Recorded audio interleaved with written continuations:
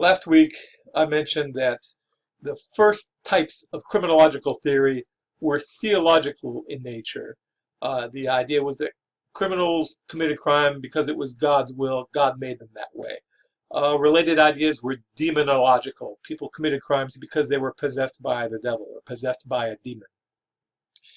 Beginning in the 1700s, we see the emergence of what today is known as the classical theories, which assume that human beings have free will and that they choose to engage in crime and deviance. And so we began this unit by reading the Italian philosopher Cesare Beccaria, whose ideas have been extremely influential. I'm sure that that you saw parallels between Beccaria's ideas and things that we have in the United States criminal justice system today, based on him. For example, Beccaria argued that laws should be created by legislators, but that legislators should not judge defendants. There should be a separation between the people who create the laws and the people who administer the laws. And we see that today in our system. There's a distinction between the legislators and the judges. Beccaria's idea was that offenders should be judged by their peers, and that's the whole idea behind our jury system, derives directly from that argument. Beccaria argued that the offender should have the right to reject some jurors if he thought they might be biased. There should be no secret accusations by the government. Everything should be done out in the open. Judges should be impartial seekers of truth. Judges should not be part of the state treasury. They should not be able to profit from judging criminals. Beccaria argued that the accused should have certain rights. He argued that the law should forbid leading questions or suggestive questions at trial, and we still see this idea in our rules of procedure in criminal trials today. Certain types of questioning are disallowed. Beccaria argued against torture to receive a confession. He argued that confessions made under torture were not reliable.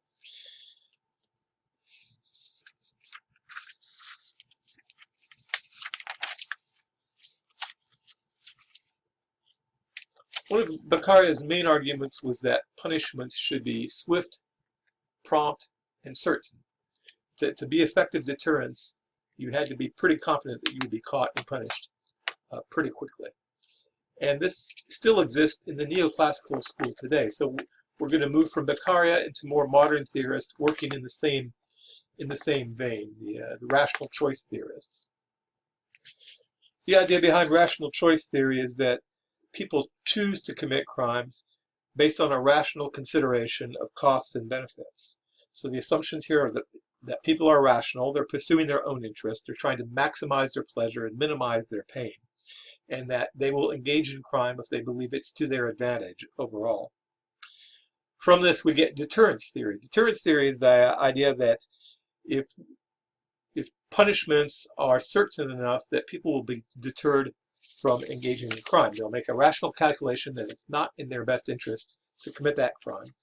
So the existence of punishments will deter crime. And this idea comes down to us from Beccaria and remains with us today in contemporary rational choice approaches to criminology. And it's had a huge policy impact on contemporary crime control policies, and we'll talk about that in a few minutes.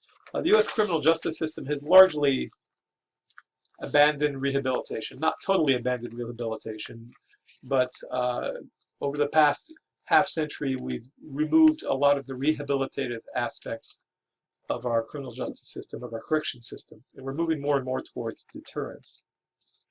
We're focusing on increasing the certainty and the severity of punishment, as Beccaria argues will work. So examples of that might be three strikes laws. The idea is if you get your third felony, you are guaranteed life in prison. That's a three strikes law. Another example of this would be juvenile waivers, increasing the severity of punishment. A juvenile waiver is when a juvenile offender is tried in an adult court, increasing the potential severity of punishment. So these are policies built in the idea of deterrence. And hopefully you remember from Intro to Criminal Justice the two types of deterrence: specific deterrence and general deterrence. Specific deterrence is the idea that if I punish you, that you specifically will be deterred from committing that crime in the future.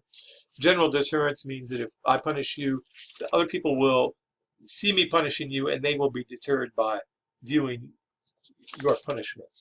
Okay, so basic stuff. That's more or less review those definitions, and the distinction between those two types of deterrence is interrogated by the second author that I assigned you to read this week. Now, do policies rooted in deterrence work well to reduce crime? Yes and no. It depends. It might work for some people, not for others. Some studies have found that imposing more severe punishments might actually increase the likelihood of subsequent crime.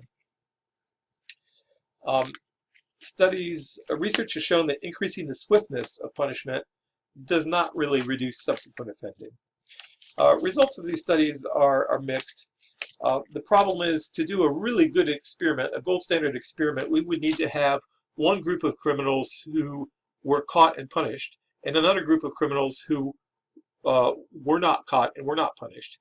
And we need to compare the relative recidivism rates of those two groups, or the rates of subsequent offending. This is extremely challenging research to do, and so we don't have the last word on whether deterrence works. It's clear that it does not always work the way that policymakers intend it to work. In fact, there are some indications that people who are punished actually have higher rates of recidivism. By being sent to prison, they learn to become better criminals. They are socialized by the people are hanging out with in prison to be more criminal.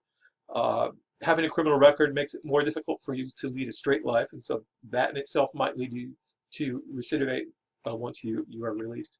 So there's a host of reasons why more swift and certain punishment, a more severe punishment, does not always function to reduce subsequent offending. In other words, it doesn't always function as a deterrent.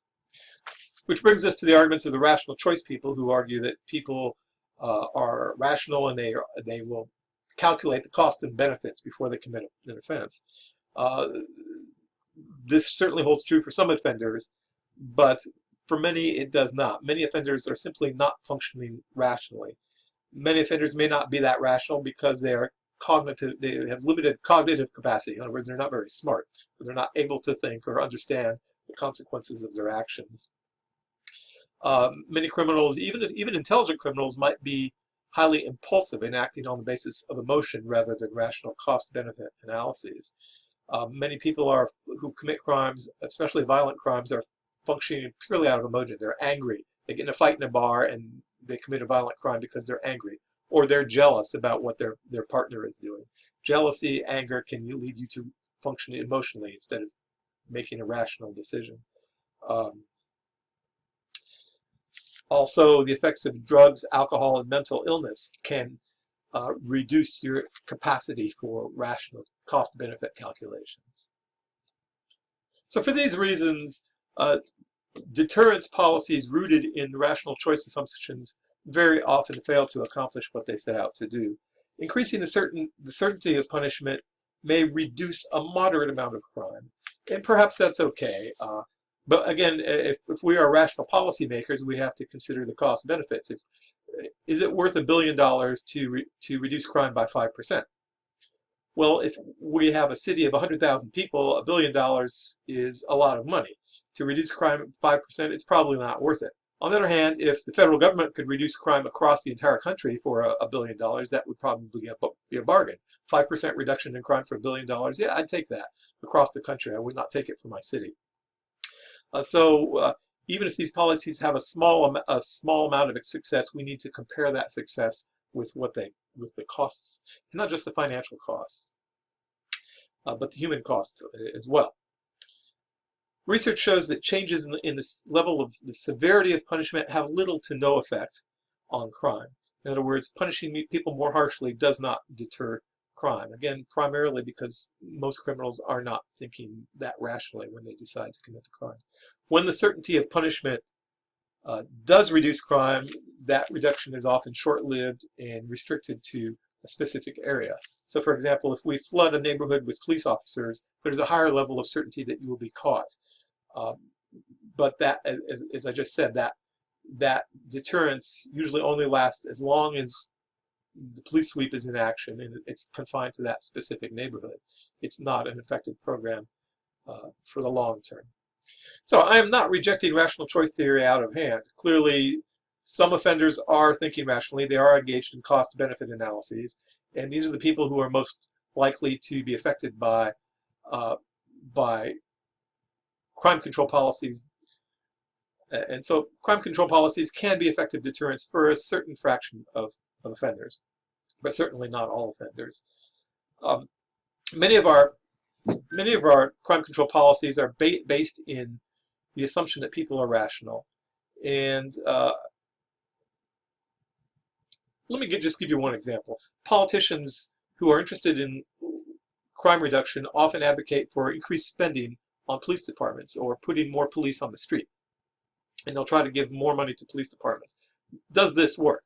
Well, first of all, when we give more money to police departments, how do we know that that money is actually going to go to hiring more officers?